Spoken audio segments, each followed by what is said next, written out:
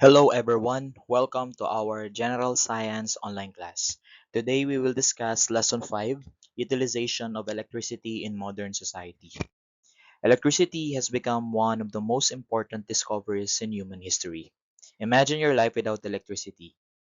It means walang ilaw, walang lights, no cellphone na pwedeng i-charge, walang internet, walang refrigerator, walang electric fan. As in, wala. Lahat ng device na ginagamit natin na kailangan electricity, mawawala. In this lesson, we will learn how electricity improves our lives, the hazards associated with electricity, and how we can become responsible users of electrical energy. So let's begin. Before we start, let's first look at our learning objectives. At the end of this lesson, you should be able to, first, define important concepts such as electrical hazard, electrical safety, electrical energy, electrical power, energy efficiency, and energy conservation.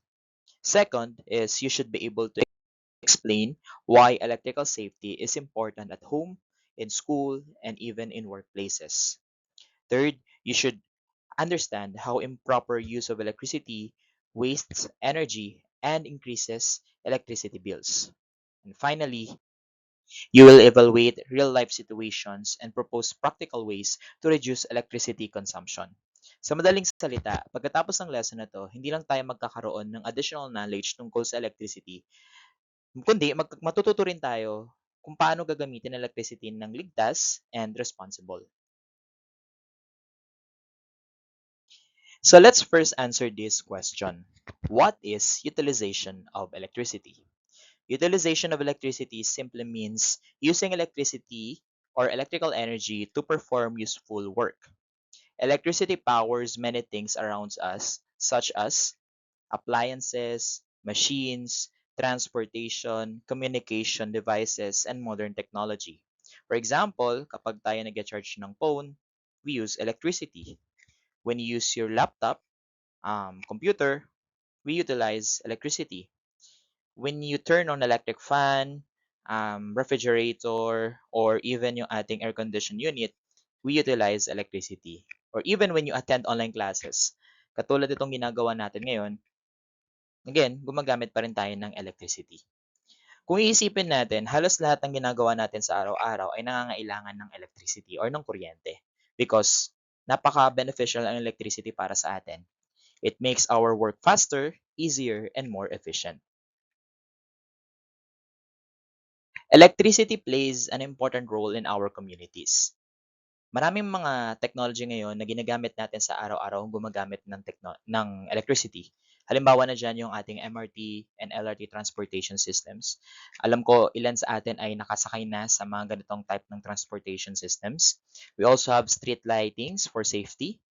Gumagamit din tayo ng mga charging stations for electronic gadgets, especially kapag tayo nagta-travel, online businesses and digital banking, and syempre minsan yung ating mga disaster communication systems, gumagamit pa rin dyan ng electricity. So imagine, without electricity, sa mga hospital, it cannot operate properly. Mahirapan din magkaroon ng communication and maraming business ang pwedeng mag-stop dahil nakadepende yung kanilang businesses dun sa ating electricity. Kaya masasabi natin na ang electricity ay isa sa mga pangunahing dahilan kung bakit patuloy pa rin ang pagunlad ng ating lipunan. Although electricity is very useful, it can also become dangerous. An electrical hazard is any condition that may cause, number one, electrical shock, number two, electrocution, number three, fire, injury, or even property damage. These hazards can happen at home, school, hospitals, or industries. Remember, electricity cannot be seen. Hindi natin nakikita ang dumadaloy ng kuryente. That's why we should always observe proper safety practices. Ngayon, pag-usapan natin ang pinagkaiba ng electric shock and electrocution. Marami sa atin ang nagkakamali sa paggamit ng electric shock at electrocution. Although they are related, they do not mean the same thing. Kapag sinabi nating electric shock, it happens when electrical current passes through a person's body. Ang taong na kuryente ay maaaring makaranas ng pananakit, burn, muscle contraction, and other injuries. Importante nating tandaan na ang taong nakaranas ng electric shock ay maaaring makasurvive, especially if immediate medical attention is given. On the other hand, pag sinabi naman nating electrocution, it is much more serious. It means death caused by electric shock.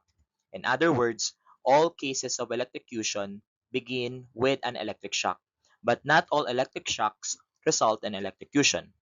For example, kapag nakahawak tayo ng siguro wire or sirang charger at nakuryente tayo, tapos gumaling tayo after natin magpagamot, that is an electric shock. Pero kung ang electric current ay naging cause ng person's death, that is called electrocution.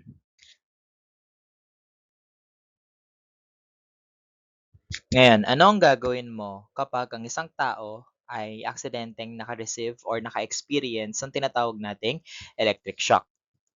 Una, never touch the victim directly. Why? Because the electricity may still be flowing through the person's body. Instead, turn off the main power source first, and if you cannot reach the switch safely, use a dry wooden object to separate the victim from the electrical source. Then immediately call emergency services.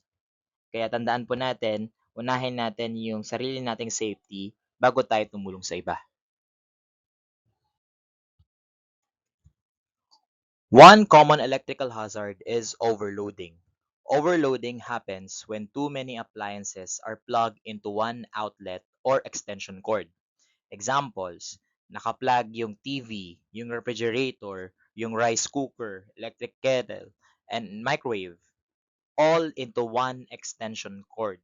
That is overloading. So yung overloading na yun, it will cause overheating. Then the possible effect includes fire, damaged appliances, and electrical accidents. So always distribute appliances properly and avoid overloading outlets. Another hazard is damaged insulation. Insulation refers to the protective plastic or rubber covering of electrical wires. When this covering becomes cracked, torn, or broken, the wire becomes exposed. Examples, kapag yung meron tayong mga damaged charger cables, madalas sa atin yan kasi yun ang gamit na gamit nating cables, di ba? Kapag tayo ay nag-charge ng phone. And exposed electrical wires. So this can easily cause electrical shock. And if you notice damaged wires, never use them and replace them immediately. Water and electricity are a dangerous combination.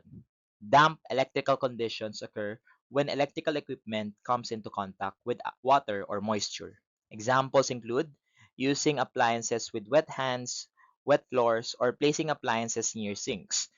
Water allows electricity to flow more easily. That's why the risk of electrocution becomes much higher.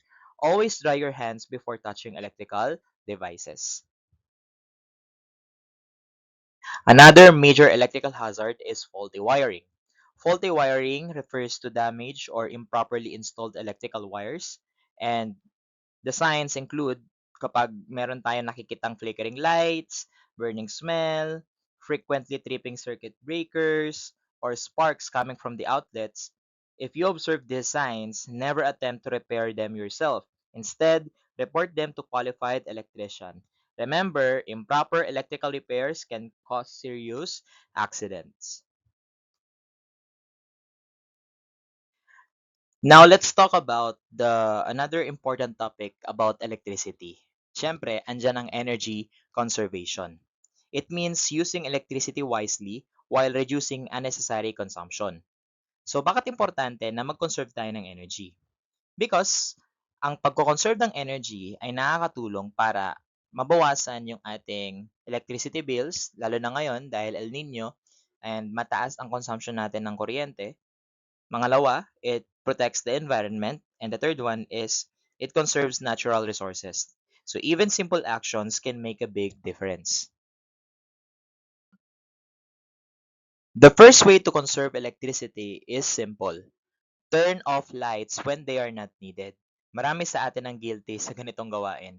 Nakakalimutan nating patayin or i-switch off yung lights kapag tayo ay nasa labas ng kwarto o kaya kapag umaalis ng bahay. Doing this every day ay malaking aksaya sa kuryente. Kaya nga, a simple habit of switching off lights can already reduce energy consumption. Did you know that appliances continue consuming electricity even when turned off? This is called standby power or yung tinatawag nating phantom load. Halimbawa, kapag yung mga appliances natin katulad ng TV, microwave, phone chargers, and computer monitors na hindi natin ginagamit at hinahayaan lang natin nakasaksak, malaki ang nakokonsumo niya sa kuryente. That's why it is very important na kapag hindi natin ginagamit ng mga appliances na 'to, ina-unplug natin sila dahil malaki ang naitutulong niyan para makatipid tayo sa kuryente. Lahat naman siguro tayo ay pamilyar sa LED lights or yung LED bulbs natin. LED bulbs are much more energy efficient than traditional incandescent bulbs because they produce more light while using less electricity, and they also last much longer. Although LED bulbs may cost more initially, they save more money in the long run.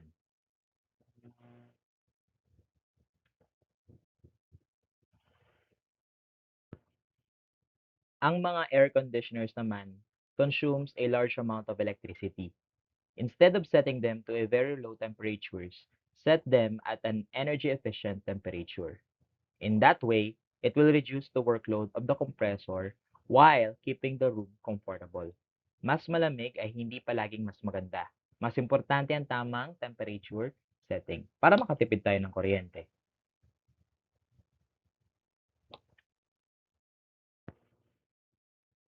Para mas makatipid tayo ng kuryente, during daytime, open windows and curtains. Use natural sunlight whenever possible. And natural ventilation also reduces the need for electric fans and air conditioners. This will save us electricity and promotes a healthier environment.